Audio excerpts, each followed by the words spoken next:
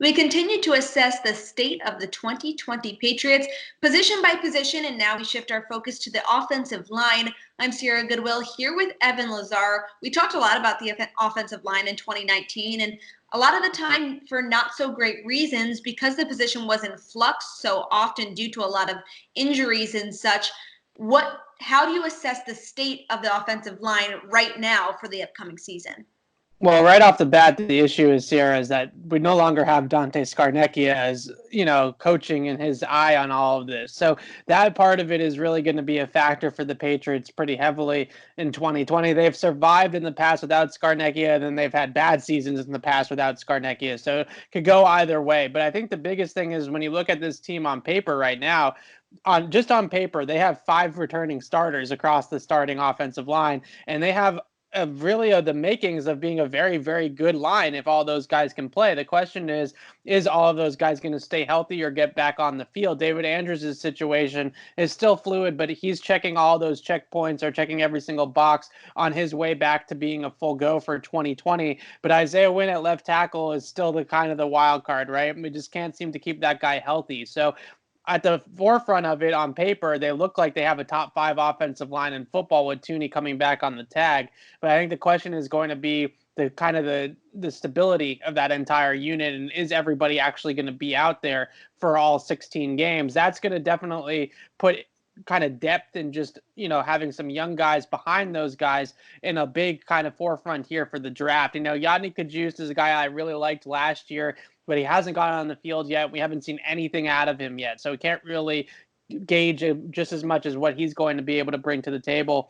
And Hjalte Froholt, on the other hand, we saw some stuff from Froholt, and then they redshirted him after it didn't go very well for him for the first couple of weeks of camp. So they have some upside guys behind those starting 5, some guys, some developmental project type players that they can work with. Froholt being a guy that's foreign, obviously, from Denmark, that doesn't have a ton of football under his belt, and Kajus just being a type of guy that can't stay healthy and can't stay on the field.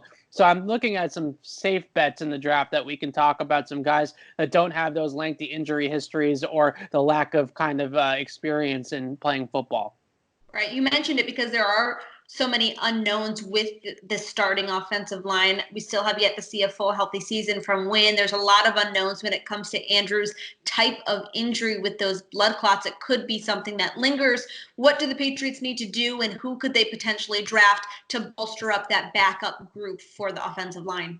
Well, I think they need to actually invest in a tackle and an interior guy. And specifically on the interior, they're going to have to draft a guy that can play center if they need him to play center, because Ted Karras is in Miami, and he was the guy that was the backup center, so to speak. You're not going to move Thuney or Mason to center, obviously. Froholt has a little bit of experience snapping the football, but he was predominantly a left guard in college. So the guy that I've been looking at for the Patriots all the way back from the combine is Cesar Ruiz from Michigan, who's an extremely smart player, called all the protections at the line of scrimmage for that Michigan O-line, plays a little bit of center, plays a little bit of guard, has that physical, nasty style about him that the Patriots really like, and he's an athletic guy for an interior lineman, another box that checks, kind of a New England type of outlook. On the tackle position, I think Josh Jones out of Houston is kind of their typical tackle prospect, size, length, athleticism, that type of thing. He's the more of like a safe bet of this guy can actually translate and play left tackle in the NFL, whereas Wynn's size and injury history has been a concern for him.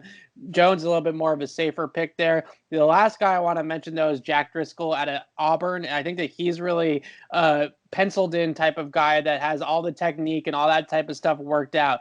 Not the most athletic or the biggest guy on the football field, but when you watch him play, he's really sound. And I think that that's something that they might want to look for, especially the year after Scarnecchia is gone. And with so many question marks on their upside guys at different positions, going with a safer pick like a Driscoll makes a lot of sense.